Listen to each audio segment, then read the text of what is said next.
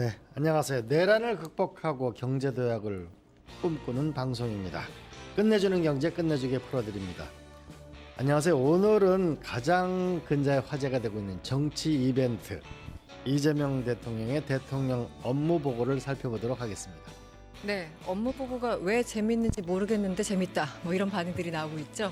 이른바 대통령의 똑부 스타일도 상당히 부각되고 있는데요. 이게 과연 약이 될지 독이 될지에 대해서도 함께 짚어보도록 하겠습니다. 슬로우 뉴스 이정환 대표와 함께합니다. 어서 오세요. 네, 안녕하십니까.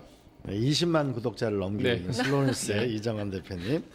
원래 업무 보고는 연초에 하는 거잖아요. 근데 이 연말에 하는 거는 새해부터 업무의 강도를 높이겠다. 네, 이런 그렇습니다. 취지인가요? 어떤가요? 엄청난 밀도 높은 논의가 쏟아졌죠. 이제 한 절반쯤 됐고 이번 주에도 계속 이어질 텐데 사실 엄청난 기사거리가 많이 나왔습니다.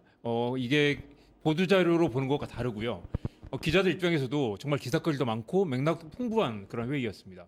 보통 보면 이 장관들에게 직접 질문할 기회도 많지 않고 장관들이 직접 뭐 TV 나와서 설명하는 경우도 되게 틀에 박힌 포멀한 경우 많잖아요. 그런데 대통령이 이 실무자들이 가장 무서워하는 사람이 평소 국민들이 궁금해하는 것들을 직접 대신 물어보고 답변을 바로 현장에서 듣는 그런 자리였고요. 우리 보면서 막 그런 생각도 들었는데 한때 손석희 앵커가 JTBC 그 뉴스를 맡았을 때 기자들이 이렇게 계속 돌발 질문을 던지잖아요. 네. 그런 것처럼 장관들이 쩔쩔매는 그런 모습을 보면서 이렇게 투명하게 공개하는 건 정말 좋다. 그리고 국민들이 정부 시스템을 이해할 수 있고요. 의제를 공유할 수도 있고 정책의 이해도가 높아지면 사회 전체로 이해관계나 우선순위를 조정하는 것도 훨씬 더 쉬워지겠죠. 그래서 이제 이렇게 어떤 지시가 나오는지 공개가 되면 향후에 이제 성과나 이행 정도를 또 점검할 수도 있고 트랙 레코드를 만들 수도 있고요. 정책의 책임 소재도 분명해집니다. 그리고 이 과거에 이제 이 책임을 핑퐁하는 효과가 줄어들기도 하고 대통령이 명확하게 정리를 해주니까 이 조정도 빨라지게 되죠. 그래서 이제 이런 회의에서는 이제 정책이 형식이 아니라 설득하는 자리로 그리고 이제 국민들에게 투명하게 공개하는 그런 효과가 있는데요. 단점이라고 하면 이제 토론과 수기가 줄어들거나 이 청중을 과하게 의식하는 그런 답변이 좀 있을 수도 있고요. 자칫 잘못하면 회의가 또 연극화되는 경향이 있을 수도 있는데 워낙 이재명 대통령이 이런 회의에 익숙하셔가지고 네. 강하게 몰아붙이면서 극한까지 뭔가 끌어내는 그런 밀도 높은 회의였습니다. 예전에 저 직장 다닐 때 저희들끼리 기자들끼리 앉아가지고 야 이번에 새로 부장이 온다는데 넌 어떤 스타일이 좋아? 그래서 우리끼리 그 투표를 한번 했었어요. 이 똑똑하고 부지런한 사람이 네. 최악이야. 네. 똑똑한데 약간 게으른 사람이 최선인 것 같아. 네네. 우리의 오류도 잡아주고 네. 뭐 이런 얘기를 했었어요. 물론 머리도 별로 안 좋은데 부지런한 사람이 이제 물론 최악이라는 얘기도 할 수 있겠지만 멍게형이 맞아요. 윤석열 전 네네. 대통령이었죠. 그랬죠. 그래서 이제 다 취향에 따라 갈리더군요. 그런데 이번에 보면 어쨌든 이재명 대통령은 말 그대로 똑부 스타일. 네. 이게 이 공무원들 입장에서는 상당히 피곤할 것 같고 이제 일 안 하던 공무원들도 할 수밖에 없는 분위기가 되는 것 같습니다. 네. 네. 그러니까 보면 이제 반응들 좀 들어보면 생방송에서 말문이 막히면 5초가 10분처럼 느껴질 거다. 그리고 대통령이 디테일을 집요하게 파고드는 스타일이라 이 모든 업무를 수험생처럼 다시 그리고 특히 또 대통령이 숫자를 물어보는 경우가 많기 때문에 주요 숫자들을 달달 외워야 되고요. 짧은 시간 안에 좀 그 사업의 중요성을 설득력 있게 보여줘야 되고 이번에 보면 이제 윤석열 정부에서 임명된 기관장들은 특히 또 공격을 많이 받을까 봐 조심하는 그런 모습도 볼 수 있었고요. 그런데 이제 대통령이 가끔 이제 나보다 모른다 그런 질책을 하기도 했어요. 그래서 자칫 잘못하면 그동안의 성과가 다 무너질 수도 있다. 생방송으로 전국에 보여주니까요. 근데 특히 또 오늘 중앙일보 보면 대통령이 새벽까지 빽빽하게 밑줄을 쳐가면서 이렇게 탐독하는 그런 스타일인데다가 웬만한 실무자들보다 디테일이 강하기 때문에 특히 또 이제 국정감사도 그동안 계속 큰 이벤트였는데 이거는 국정감사보다 더 큰 이벤트가 지금 되고 있죠. 그래서 압박감을 느끼지 않을 수가 없다. 게다가 이제 대통령이 이렇게 또 아주 디테일까지 챙기기 때문에 사실 이게 모두 다 나중에 이제 대통령 책임이 될 수도 있고 대통령이 이제 또 만기 침남하는 거 아니냐라는 우려도 있지만 사실 이렇게 대통령이 계속 이렇게 그 디테일 욕심을 내면 자칫 또 전시행정으로 흐르는 거 아니냐라는 우려도 있지만 여전히 또 뭐 이렇게 투명하게 공개하는 것 자체는 매우 바람직하다라는 의견이 많은 것 같습니다. 이게 어쩌면 밈으로 만들어질 가능성도 있어 보이는데 인천공사 사장에게 네, 말이 참 기십니다. 네. 이런 말씀을 하셨는데 이건 어떤 내용인가요? 참 후덜덜했죠. 그러면서 3년 차이인데 저보다도 모르시는 것 같다라는 말을 여기서 했습니다. 근데 이 대통령 질문이 그거였습니다. 만약에 수만 달러를 100달러 지폐로 쪼개서 책갈피에 끼워서 해외로 나가면 안 걸린다는 이야기가 있는데 실제로 그런가라고 물어봤어요. 약간 돌발 질문이기도 하고 무슨 면접 때 나오는 질문 같기도 하잖아요. 근데 이제 그 이학재 인천공항공사 사장이 당황해서 답변을 제대로 못했습니다. 엉뚱한 답변만 했죠. 뭐 공항공사는 유해 물질만 검색한다. 업무 소관이 달라서 우리가 뭐 유해 물질은 세관 넘겼다라고 말했는데 전혀 엉뚱한 답변이었고요. 그러니까 이재명 대통령이 계속 옆으로 세지 말고 물어본 걸 답변해라라고 말했는데 아마 이제 이학재 사장도 지폐를 책갈피에 끼워서 나간다라는 말을 뭐 워낙 돌발 질문이니까 답변을 계속 못했어요. 그래가지고 나중에는 이제 실무적인 것이라 정확히 모르겠다라고 했는데 며칠 뒤에 이제 그 해명하는 글을 올리긴 했습니다. 그래서 이제 당황해서 답을 못했지만 사실은 이제 책갈피에 끼워서 나가는 걸 그동안 검사를 하지는 않았죠. 만약에 이걸 검사를 하게 되면 공항 운영이 마비될 것이다라고 답변을 올렸는데 페이스북에 이제 공개 해명을 한 거죠. 이 말도 좀 문제가 있긴 합니다. 이재명 대통령의 질문이 그러면 모든 책갈피를 다 검색하라는 말도 아니고 만약에 그런 경우가 있다면 어떻게 할 것이냐 물어봤다면 아마도 모범 답안은 현실적으로 모든 책갈피에 숨겨나가는 걸 검색할 수는 없다. 다만 그래서 뭐 선별 검사를 하거나 뭐 이 외압 일반출의 대책을 세우거나 아니면 금융당국과 공조해서 이렇게 자금 흐름을 추적해야 된다라는 형태의 이야기를 했어야 될 텐데 엉뚱한 이야기를 했죠. 그러면서 이제 국민의힘에서는 이게 뭐 그 과거 이 쌍방울 대북 송금 사건 때 수법 아니냐라는 이야기도 나오고 논란이 있긴 했지만 이재명 대통령은 이런 문제 있다면 어떻게 할 거냐라는 좀 그 책임 있는 답변을 원했는데 이 돌발 질문에 답변을 제대로 하지 못했고 사실 이 사건이 이제 어떤 공직자들의 기강을 강하게 다시 뭐 잡는 그런 그 어떤 선언 효과 같은 게 있었던 것 같습니다. 네. 이재명 제가- 대통령이 디테일에 굉장히 강했는데 네네. 이 체납 관리 이것도 있었죠. 네네 그렇습니다. 이 체납관리단을 대규모로 만들려고 했더니 손이 작아서 그런지 2,000명밖에 안 했더라라는 이야기를 하면서요. 네. 재미있는 건 내가 보기에는 3,000명, 4,000명을 즉시 늘려도 손해가 아니다. 이 말은 뭐냐면 실업자도 구제하고 일자리도 만들고 이런 일자리는 늘려도 된다는 거죠. 왜냐하면 그렇게 늘려서 그만큼 세금 수입이 늘어난다면 좋은 거 아니냐라는 이야기고요. 혹시 한번 그림 한번 보여주십시오. 우리 세수총계가 윤석열 정부에서 많이 줄어서 한때 384조까지 갔다가 330조 미만으로 줄었습니다. 그런데 여전히 체납 발생이 한 40조 원 정도 되거든요. 그러니까 이게 10% 훨씬 넘는 거죠. 이 중에 한 절반을 이제 그 환수를 하긴 하는데 만약 이걸 제대로 환수하면 세수를 늘리는 효과가 될 수 있기 때문에 이 부분만 늘려도 크게 도움이 된다라는 이야기였고요. 디테일이 좀 굉장히 좀 그 강했습니다. 그래서 뭐 예를 들면 이재명 대통령이 세워라 내워라 집행을 안 하고 내버려 두던데 왜 그런 거냐라고 이제 특유의 돌발 질문을 던졌죠. 그래서 이제 이게 이제 그 디테일을 들여다보면 조세 채권이 우선순위가 없는 경우가 많았다. 그러니까 그 국세청이 이제 채권을 압류를 하는데 이게 보통 후순위 채권자로 들어가기 때문에 만약에 이제 이재명 대통령이 어떻게 이런 디테일까지 알고 있을까 그 부분이 굉장히 놀라웠습니다. 만약에 이제 체납자가 이제 어차피 국세청 후순위 채권자이기 때문에 선순위 채권자를 이 거짓으로 누구를 잡는 거예요. 친인척이나 누구에게 돈을 빌려준 것처럼. 그러면 만약에 집이 압류가 된 상황인데 압류가 된 상태에서 선순위 채권자가 따로 있으면 그 집에 들어가서 그냥 평생 살 수도 있는 겁니다. 네. 국세청이 그 집을 압류를 못하는 거죠. 그 악용하는 그런 사들이 많다라는 걸 이재명 대통령이 콕 찍어서 그렇게 이야기를 했고요. 그래서 이제 국세청은 압류를 해놓고도 경매나 공매를 할 수가 없는 거죠. 선순위 채권자들이 거짓으로 있더라도 그게 한 110조 원 정도 중에 상당 부분이 그런 형태라고 하는데 막 이것만 해결해도 110조 원의 세수가 늘어나는 거잖아요. 그리고 이렇게 체납을 함부로 못하게 되는 그런 게 가능할 텐데 이재명 대통령이 국가가 이걸 방치하면 되겠느냐라는 문제시겠죠. 그래서 그 잘 나온 해법 중에 하나는 국세청이 적극적인 경매 신청을 하자라는 게 하나 있었고 국세청이 후순위여서 세금을 받지 못하더라도 일단 경매 요청을 해서 이걸 진행을 하자. 그러면 이제 좀 경각심을 줄 거다. 국세청이 이걸 방치하고 있어서는 안 된다. 그리고 또 체납 인원을 그 체납 관리 요원을 2,000명에서 필요하다면 뭐 4,000명, 5,000명까지 늘려서 적극적으로 세금을 끝까지 추적하자라는 건 그동안 역대 정부하고 좀 다른 적극적인 모습이었던 것 같습니다.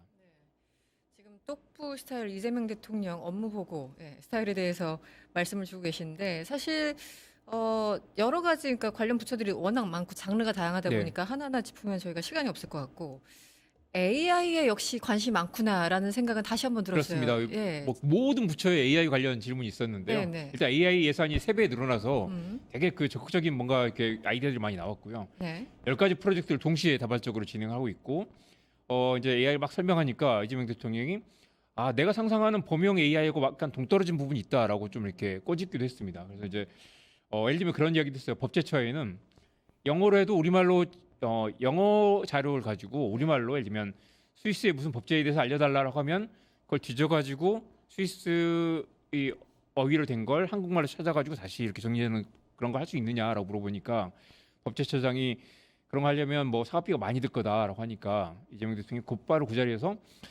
이 국세청 간 협력을 통해서 국가 간 협력을 통해서 그런 자료들을 좀 이렇게 쉽게 공유할 수 있는 거 아니냐 그러면서 포기하지 말고 이미 다른 나라 하고 있는 것들을 공조를 통해서 풀어보자라는 그런 아이디어들도 내놓기도 했고요. 네. 그리고 뭐 서울대병원에는 뭐 서버린 AI를 개발해서 이렇게 의료 AI를 좀 해보자라는 것들. 고전번역원에는 AI로 또 고전을 번역하는 걸 해보자라는 얘기도 했었고요. 교육부에는 또 문자와 산수처럼 AI를 가르쳐야 된다 그런 얘기도 했습니다. 그런데 이 그림 한번 보여주십시오. 이건 최근 오늘 나온 이야기인데요. 지금 이제 국가대표 AI를 지금 주도해서 정부 차원에서 개발을 하고 있잖아요. 그리고 내년 3월이면 위에 5개가 이제 글로벌 AI고요. 아래 5개는 이제 이른바 소버린 AI, 국가대표 AI 5개 후보입니다.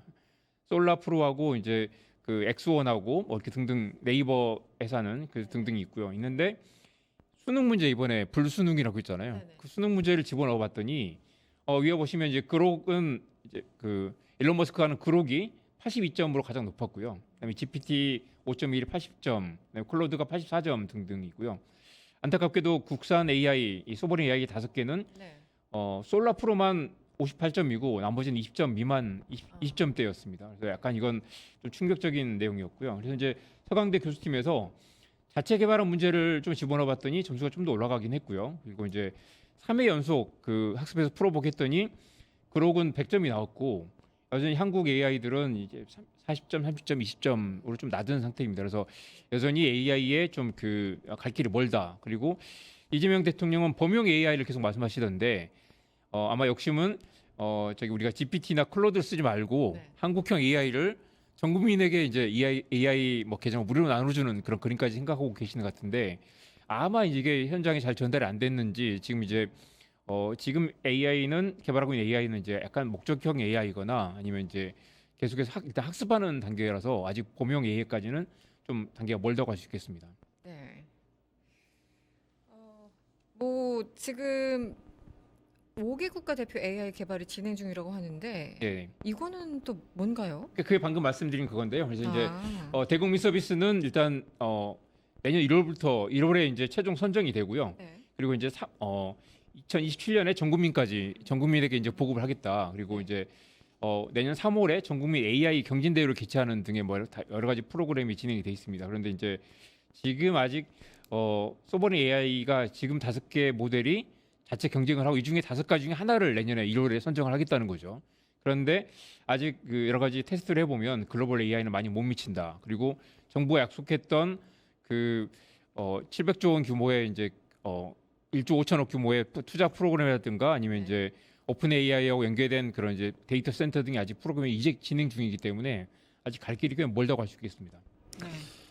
네, 그 소버린 AI보다 범용 AI라고 하는 게 어려운 거잖아요. 네, 그렇습니다. 이제 버티컬 AI를 어떻게 만들 건가가 또 중요하고 네, 네. 또 하나는 이번 경진대회가 되려면 결국 API를 네. 어떻게 공개해가지고 그걸 가지고 결국 경진대회를 하면 좀 더 효과적이지 않을까 싶습니다.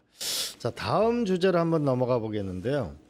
저는 굉장히 눈에 띄었던 것이 금산분리 네네. 이 부분이 완화되는 발표가 있었는데 이건 어떻게 내용이 뭔가 이유는 지금 이제 그 가장 수혜주가 SK 그룹이 될 텐데요. SK는 이제 특히 SK와 이 SK 하이닉스 그 단계가 이제 손자회사 구조로 돼 있는데 당장 SK 하이닉스에 수백조 원 단위의 투자가 필요한 상황인데 SK가 자체적으로 한 걸 마련하기 어려운 상황입니다. 우리 지난번에 그 끝내주는 경제에서도 여러 번 다뤘지만 삼성전자는 해외에 묻어둔 돈이 해외 법인에 있는 돈이 한 100조 원 이상이 있기 때문에 큰 문제는 없는데 SK 하이닉스는 한 20조 다 모아도 20조 원 정도밖에 안 되기 때문에 자체적으로 현금을 조달할 수가 없는 상태고요. 만약에 전 세계 지금 미국은 1조 달러가 지금 움직이고 있는 상황인데 한국은 이제 100조 원도 마련하지 못해서 지금 쩔쩔매는 상황입니다. 그래서 지금 두 가지가 나와 있는데요.